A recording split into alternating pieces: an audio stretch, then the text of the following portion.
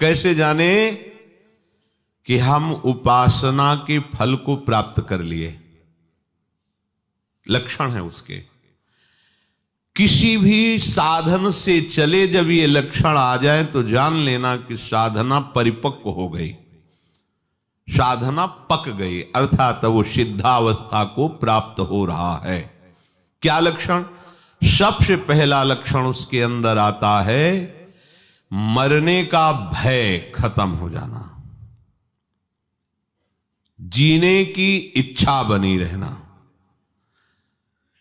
पहला है मरने का भय खत्म हो जाना, चाहे वो कर्मयोगी हो, ज्ञान योगी हो, भक्ति योगी हो, या किसी भी अष्टांग योगी हो, किसी भी मार्ग का पथिक हो, उसकी जब सिद्धावस्था आती है तो सबसे पहला लक्षण प्रकट होता है निर्भय। सब भयों से भी बड़ा भय है मृत्यु का भय। उस उपासक के हृदय में किंचन मात्र भी मृत्यु का भय नहीं रह जाता।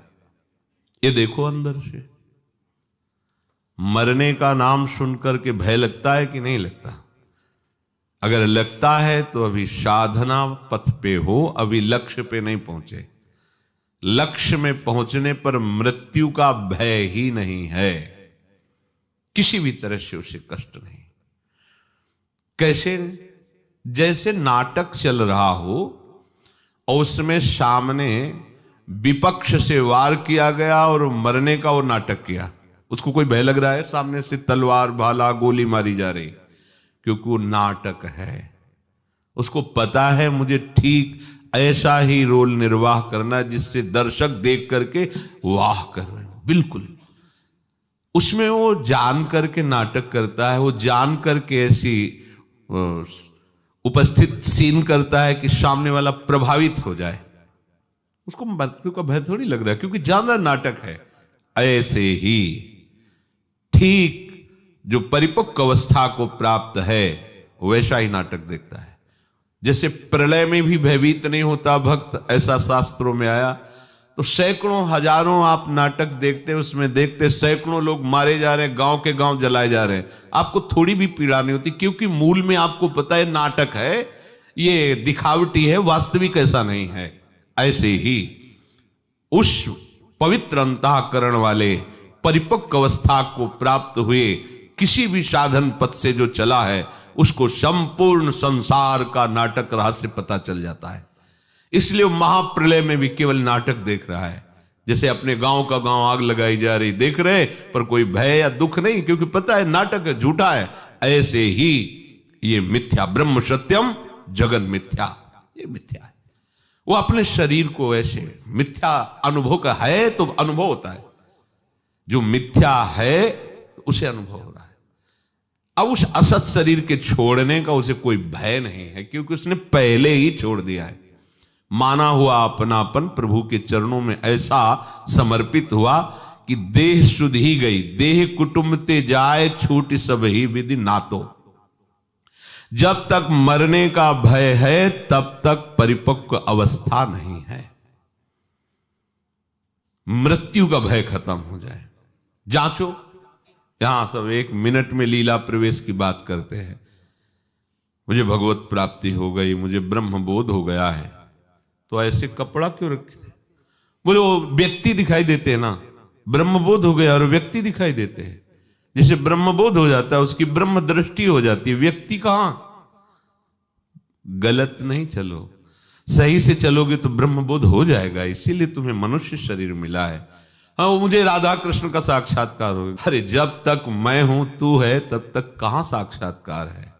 जिन्हें साक्षात्कार होता है वो वही होते हैं। जानत तुम्हें हो जाती। मैंने साक्षात्कार किया वो कर ही नहीं सकता। जिसने साक्षात्कार किया बताने वाला ही नहीं रह जाता। जो बताया जाता सब बाहरी बात होती है, आंतरिक तो बता ही नहीं जाता। मरने का भय खत्म हो जाए बस। दूसरा, जीने की इच्छा ना रह जाए। देखो कितना सुंदर है। जीने की इच्छा, अभी शरीर नष्ट हो जाए क्या, जीने की इच्छा नहीं। जितनी श्वासें हैं राधा राधा राधा, हमें क्या जरूरत है कि हम शाम तक जिए और साधना करें? क्यों इच्छा कर रहे हो? श्री जी की इच्छा है कि यही श्वास आखिरी हो तो राधा हो गया। इसलिए हम हर श्वास में राधा बोलेंगे। पता नहीं कौन सी श्वास हमारी आखिरी हो, हम क्यों जिए? अगर जीने की इच्छा है तो शरीर राग है, शरीर राग है तो भोग का सुख भाव है, भोगों का सुख भाव है तो संग्रह बुद्धि है, संग्रह बुद्धि तो जिसको हमने संग्रह किया, जिसे अपना माना वो छूट जाएगा, इस बात का भय है। इसलिए मृत्यु से भय लगता है और जीने की इच्छा रहती है। शरीर राग, कर्ता भोक्ता भाव, यही भय प्रदान कर रहा। मूल बात समझिए, जीने की इच्छा खत्म हो जाती है। जब तक जीने की इच्छा है तब तक अज्ञान है, मरने का भय है तो अज्ञान है। कुछ भी पाने की इच्छा, तीसरा, पहला मरने का भय, दूसरा जीने की इच्छा, और तीसरा कुछ भी पाने की इच्छा। कुछ भी, कुछ पाने की इच्छा नहीं, जा ही न चाहिए कबहू कछु,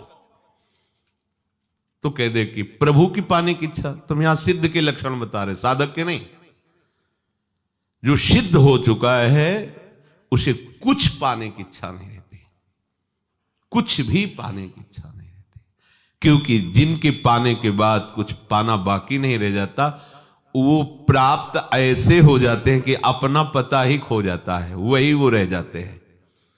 कान भय प्राण में, प्राण भय कान में, ही में न जान परे, कान है कि प्राण है।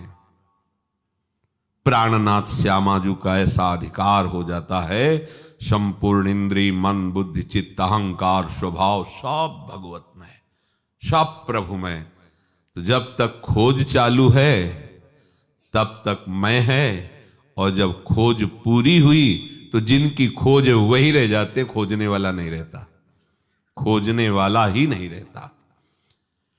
पाने की कोई भी इच्छा, कुछ भी पाने की इच्छा, ये कचाई है, और वही सिद्ध है जिसे कुछ पाने की इच्छा नहीं।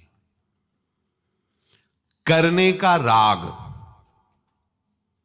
ये करना है, जब तक ये है तब तक वो परिपक्व अवस्था को प्राप्त नहीं है।